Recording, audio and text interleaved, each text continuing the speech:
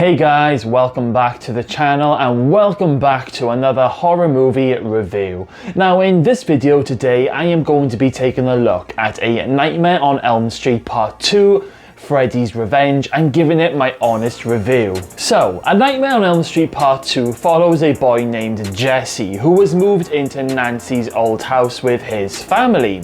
Now Nancy is nowhere to be seen in this movie, however, she does get mentioned a few times. Jesse starts having Freddy nightmares as soon as the movie begins, however, this time Freddy wants to possess Jesse's body in order to kill his victims. Now first things first, I've got to give credit where it's due, and I have to say, Freddy is very dark in this movie. He's dark and he's at his most scariest in this sequel. Also, the music that's used in this movie is very creepy. It always creeped me out as a youngster, and that opening scene with the bus driving off road and into like the weird desert, it's just creepy as hell. I never knew I could be so terrified of a bus, but the bit where the bus is literally roaring like an angry demon is just nightmare fuel. This is one of the rare sequels where they keep Freddy truly evil. There are no silly jokes or silly one-liners. I mean, it sometimes works in some of the sequels, and in other sequels it's used way too much, but they literally keep Freddy so dark and evil in this movie, and for me that is just a plus. Now talking of Jesse's character, so Jesse is now the main protagonist in this sequel, and in my opinion, I feel he does the job really well. He has one hell of a killer scream, and I feel there is some sort of likability there for Jesse. Now I am going to talk about the elephant in the room in this film, and this is the gay themes that are in this movie. Now Jesse ends up making a friend in his new school, and this guy is called Grady.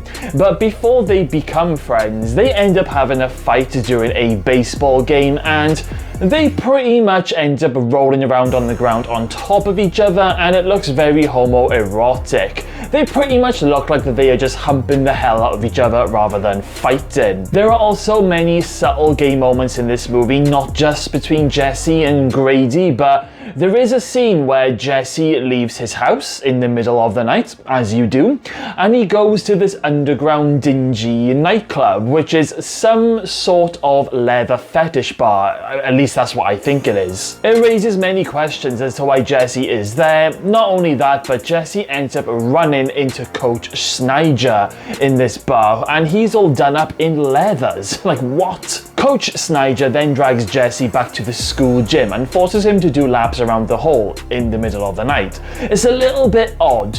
Jesse then takes a shower, and I'm not so sure whether if Snyder is actually going to end up joining Jesse in the showers or not, but Coach Snyder, he ends up getting killed before we ever find out. But even Snyder's death is a little bit cheeky, let's just say, because he's dragged to the showers by an invisible force, stripped down naked, and even gets spanked a few times by some of the high school towels. Oh god, I absolutely love it. So there are gay elements throughout this movie, and I am totally fine with it. I mean, it doesn't bother me. I am a gay man anyway, so I am all for it, but I think the main reason why this gets talked about so much whenever I see people on YouTube doing reviews on A Nightmare on Elm Street Part 2 is because we don't actually get any definite answer. We are left guessing about Jesse's sexuality, and like I said, everything is done in like subtle ways. It's not in your face, but it's there, and it's great. Now,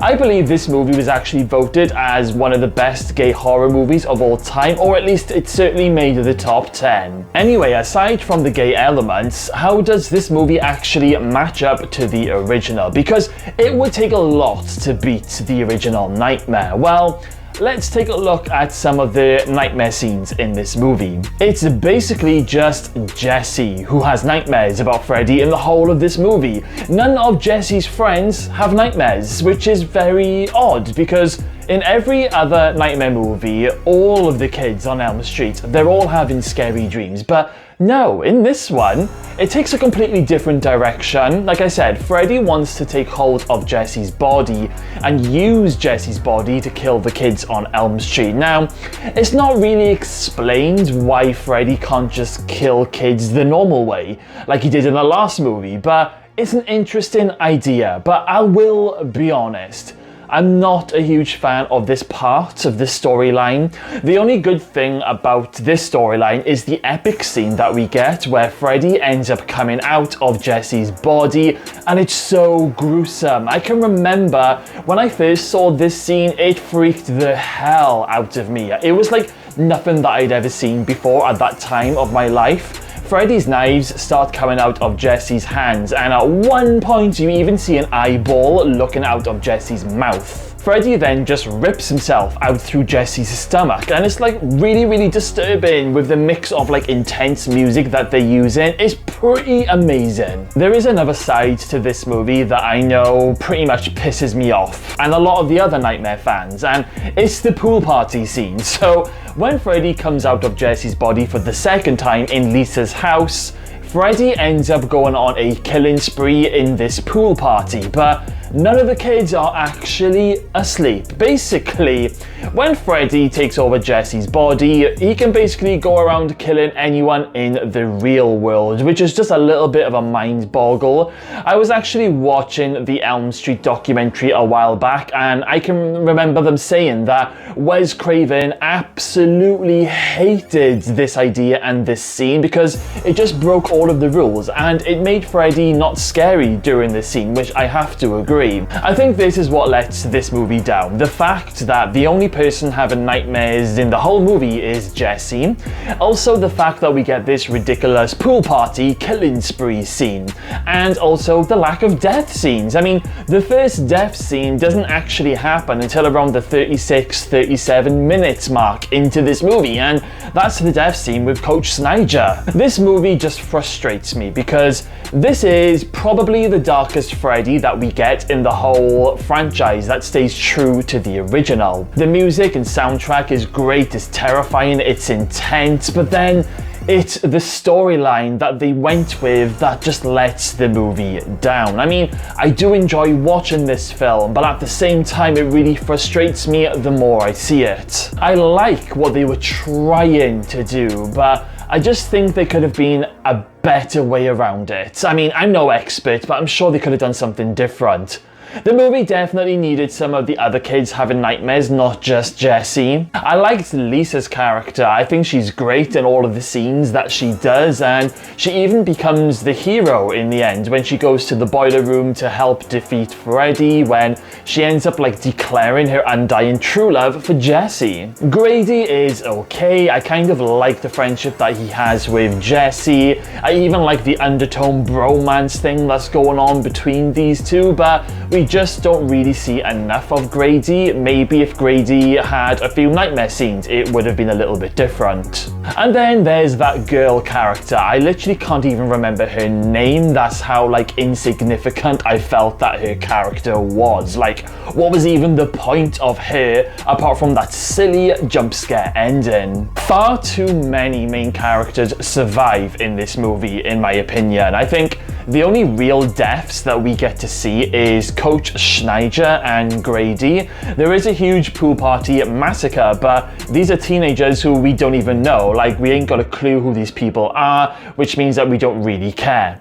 Jesse's dad should have had a death scene because his character was super annoying. Oh god. And there's also the parrot scene where the parrot goes crazy and ends up escaping its cage, flies around the living room trying to attack Jesse and his family before bursting into flames. Look, there are some good moments in this movie and some real bad moments that have not aged well. My favorite part in this movie has to be the opening scene with the bus. I think it is a solid opening scene. It's scary, it's hectic, it's crazy, it's out of control. Everything that a Freddy movie should be. I love the scene where Freddy comes out of Jesse's body. I think it's just as disturbing today as it was when I first saw it like maybe 25 years ago. I love how Freddy is still dark and evil and twisted, and I love the music score in this movie. My least favorite parts in this movie is definitely the whole take over your body thing. This isn't the Freddy that we know and love. I hate the lack of nightmares and kills in this movie, and I really don't like the pool party scene. I appreciate that they tried to do something different, and like I said, this movie, it just infuriates me the more I watch it, because if they had just got that storyline bit just right, this could have been one hell of a sequel. There are just elements that let this movie down for me, but I will still go back and watch it every now and again just for its good points. It is by far not the worst sequel in this franchise. So that's my thoughts on this movie. Now I'd really like to hear some of your thoughts. What do you guys think of A Nightmare on Elm Street Part 2 Freddy's Revenge? Do you guys share the same opinions as me, or do you absolutely despise this sequel? There's no wrong or right answers here, guys. Everyone is entitled to their own opinion, so get typing. Okay guys, well, thank you all for stopping by today and taking the time to watch my video. Make sure you've hit that subscribe button, because in my next video I will be reviewing A Nightmare on Elm Street Part 3 Dream Warriors, and I'm going to be reviewing the whole Nightmare series, so you're not going to want to miss a thing. Okay, well, thanks for watching guys, I'll catch you next time.